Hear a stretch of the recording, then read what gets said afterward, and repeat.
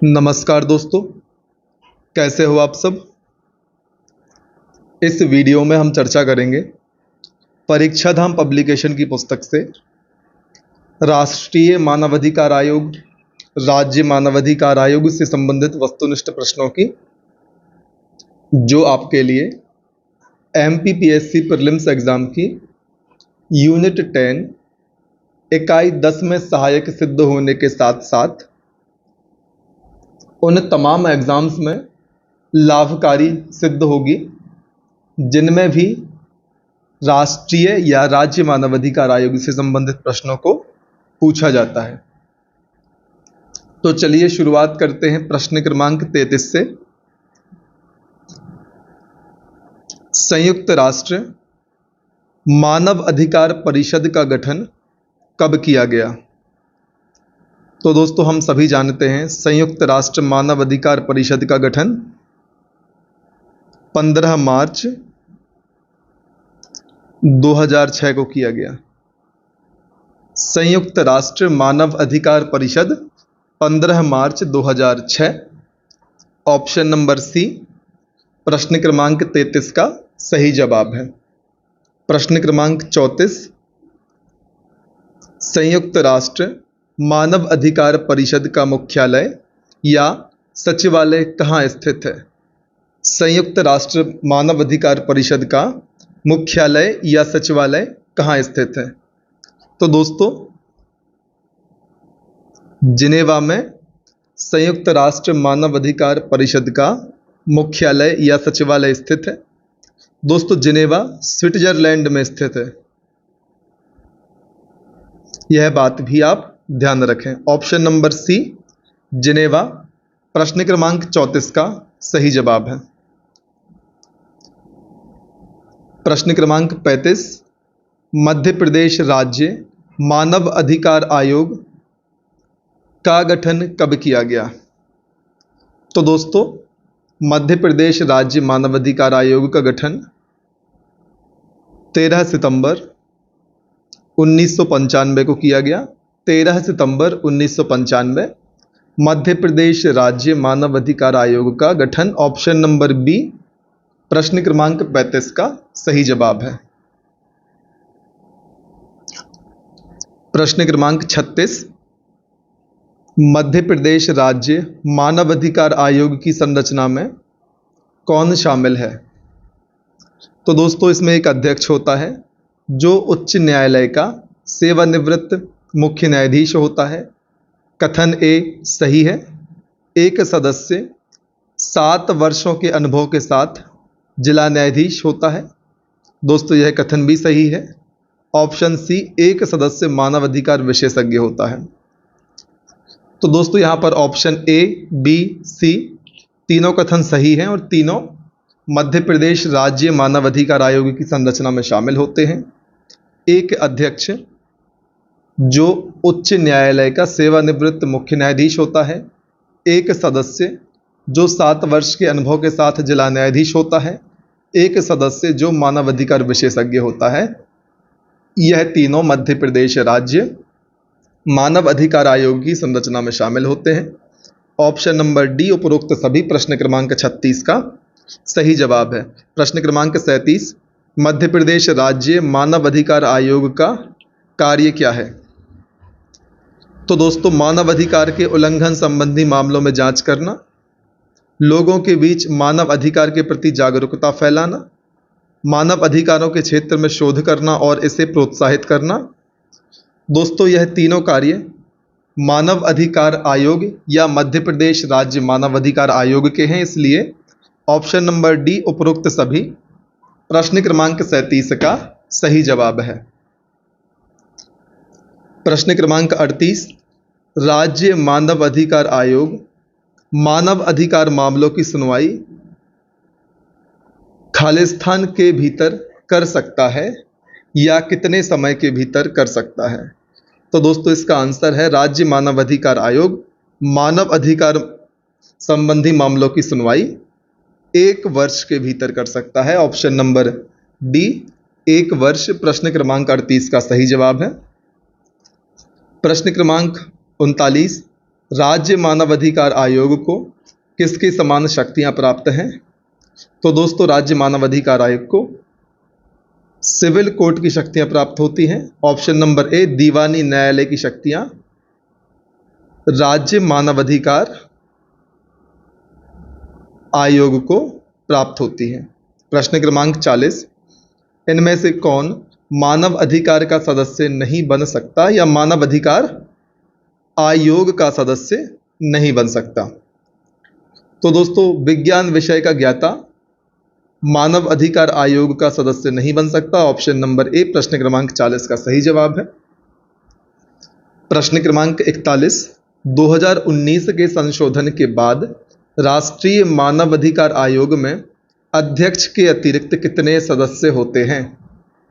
तो दोस्तों हम सभी जानते हैं ऑप्शन नंबर सी 2019 के संशोधन के बाद राष्ट्रीय मानवाधिकार आयोग में अध्यक्ष के अतिरिक्त 12 सदस्य शामिल होते हैं।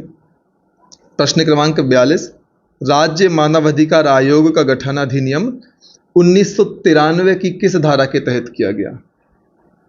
तो दोस्तों धारा 21 के तहत राज्य मानवाधिकार आयोग का गठन किया गया। किस अधिनियम की?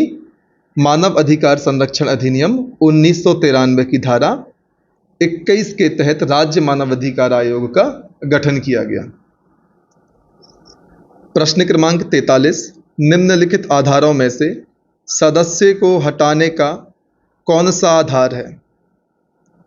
तो दोस्तों दिवालिया, पद का दुरुपयोग एवं मानसिक दुर्बलता, यह तीनों आधार बिल्कुल सही हैं किसी भी सदस्य को उसके पद से हटाने के लिए। ऑप्शन नंबर डी प्रश्न क्रमांक 43 का सही जवाब है। प्रश्न क्रमांक 44, राष्ट्रीय मानवाधिकार आयोग के अध्यक्षों के वेतन भत्ते का निर्धारण किसके द्वारा किया जाता है? तो दोस्तों केंद्र सरकार के द्वारा राष्ट्रीय मानवाधिकार आयोग के अध्यक्ष व सदस्यों के वेतन भत्तों का निर्धारण किया जाता है। ऑप्शन नंबर सी केंद्र सरकार प्रश्न क्रमांक 44 का सही जवाब है। प्रश्न क्रमांक 45, संशोधित अधिनियम 2019 के अनुसार आयोग के सदस्य की पद अवधि क्या होती है? तो दोस्तों आयोग के सदस्यों की पद अवधि संशोधित अधिनियम 2019 के अनुसार 3 वर्ष होती है। ऑप्शन नंबर सी प्रश्न क्रमांक 45 का सही जवाब है। प्रश्न क्रमांक 46, राष्ट्रीय मानवाधिकार आयोग के अध्यक्ष व सदस्यों को किस प्रकार हटाया जा सकता है? तो दोस्तों सुप्रीम कोर्ट की जांच के पश्चात राष्ट्रपति के द्वारा राष्ट्रीय मानवाधिकार आयोग के अध्यक्ष एवं सदस्य को इनके पद से हटाया जा सकता है। ऑप्शन नंबर ए प्रश्न क्रमांक 46 का सही जवाब है।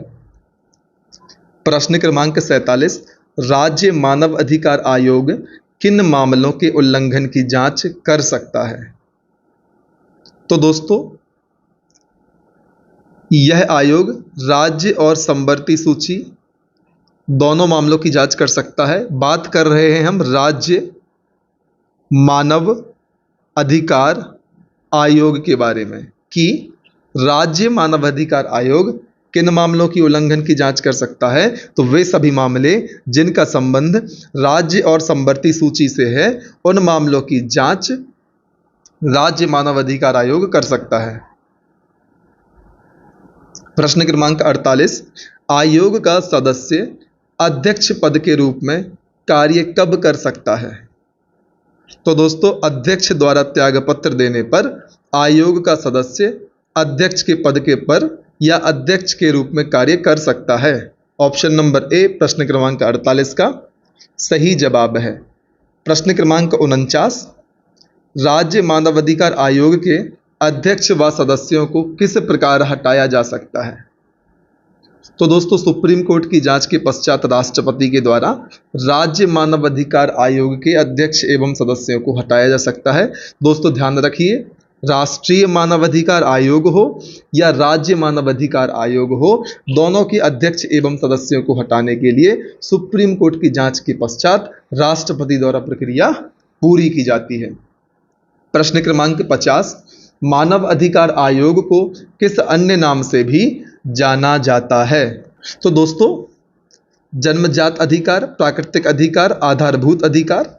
दोस्तों यहां पर विकल्प को देखकर लगता है कि क्वेश्चन की फ्रेमिंग सही तरीके से नहीं की गई। प्रश्न होना चाहिए, मानव अधिकारों को किन अन्य नामों से जाना जाता है? तो मानव अधिकारों को हम जन्मजात अधिकार, प्राकृतिक अधिकार एवं आधारभूत अधिकार के नाम से भी जानते हैं। ऑप्शन नंबर डी उपरोक्त सभी प्रश्न क्रमांक 50 का सही जवाब है। दोस्तों ध्यान रखिए, प्रश्न क्रमांक 50 में सेंटेंस फ्रेमिंग सही तरीके से नहीं की गई है। आप इस तरीके से पढ़ें, मानव अधिकारों को किस अन्य नाम से भी जाना जाता है। आप आयोग को यहां से एलिमिनेट कर दें, इसके बाद इस प्रश्न को पढ़ें, तब आप सही उत्तर तक पहुंच पाएंगे। प्रश्न क्रमांक 51, world of all human rights पुस्तक के लेखक कौन है? World of all human rights पुस्तक, तो दोस्तों हम सभी जानते हैं Soli J Sorabjee world of all human rights पुस्तक के लेखक हैं। ऑप्शन नंबर सी प्रश्न क्रमांक 51 का सही जवाब है। अब हम चर्चा करते हैं सोली जे सोराब जी के बारे में। दोस्तों ये एक भारतीय विधिवेत्ता और पूर्व महान्यायवादी हैं। इनके द्वारा लिखित अन्य पुस्तकों की यदि हम बात करें तो इसमें शामिल है द गवर्नर, सेज और saboteur, the emergency, censorship and the press in India, law and justice, an anthology, और जो प्रश्न में पूछी गई थी world of all human rights. तो दोस्तों आपको यहां पर ध्यान रखना है, world of all human rights से 2 बार ऑफ नहीं है दोस्तों। अब हम चर्चा करते हैं प्रश्न क्रमांक 52 की।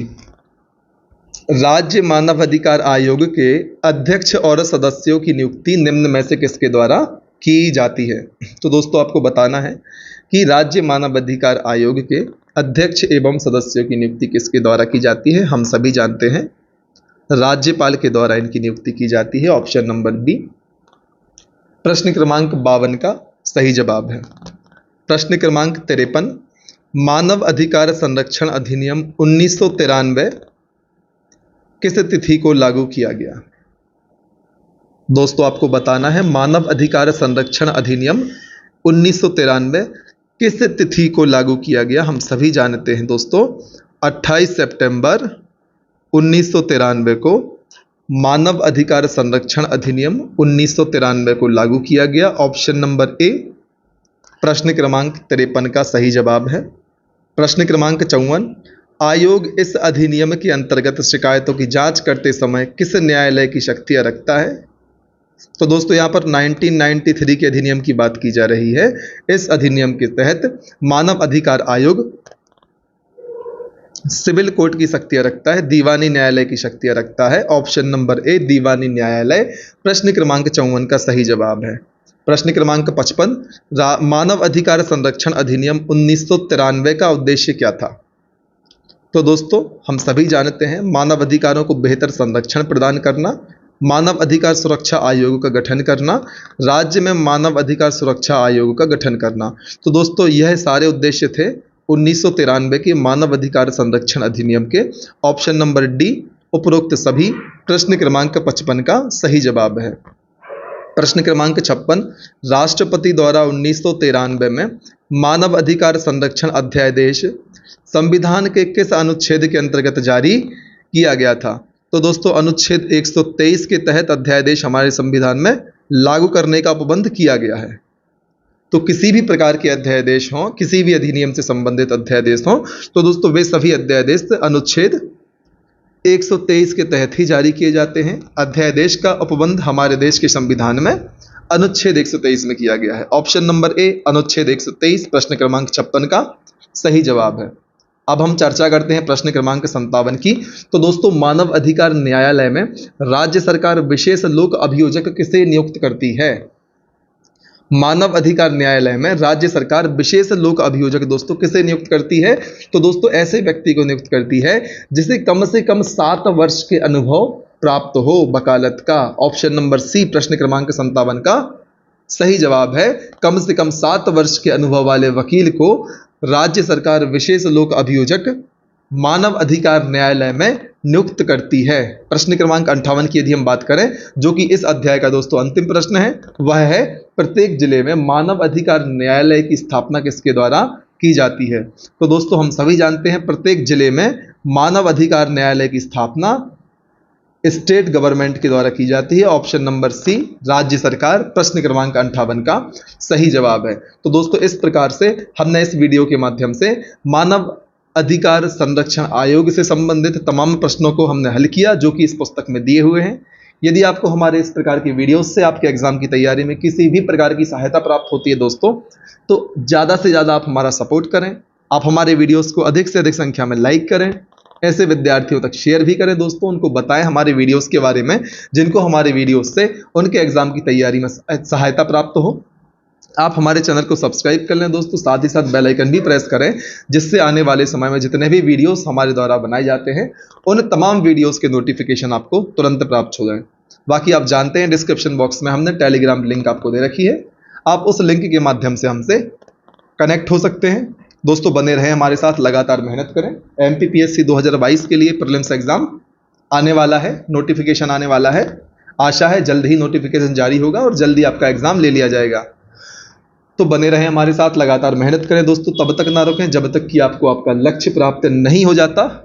लगातार मेहनत करिए, आगे बढ़ते रहिए। जय हिंद।